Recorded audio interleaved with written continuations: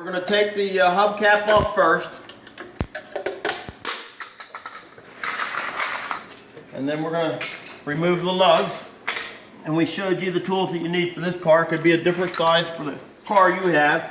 3/4 inch socket, 1/2 inch drive impact. If you don't have an impact, then you will use a ratchet. But you will do it with the wheels on the floor to break it loose. Then you'll put it in there to get the wheels off. To get the wheels off. Okay, we have the lugs off. Sometimes the wheels get stuck, but should come off fairly easy. Yeah, this one did. Okay. I make a habit of something too. Whenever I take wheels off the car and I'm working on it, whether I get jack stands under it or not, I always put my wheel under.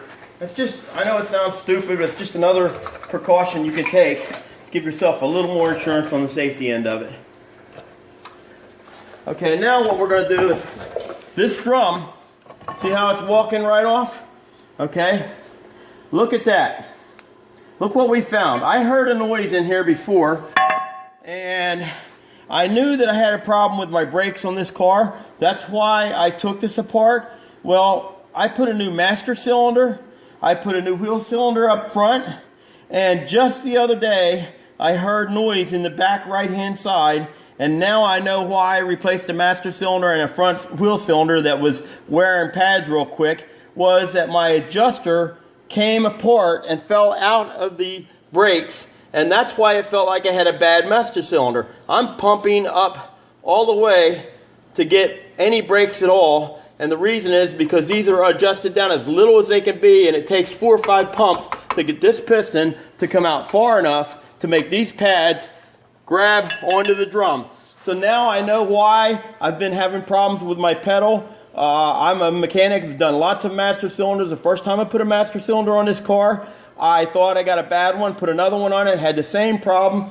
Found my right front was wearing pads way too fast, thought I had a sticking caliper. So I replaced that caliper, it improved, but I still had the same brake problem. I had brakes, but I had to pump them to get a good brake. So now we know what we have to do to fix this car. Now, I will do another series on brake jobs. This was just to show you how to check your brakes. I was checking for worn pads, not really realizing that this was my problem for the last month.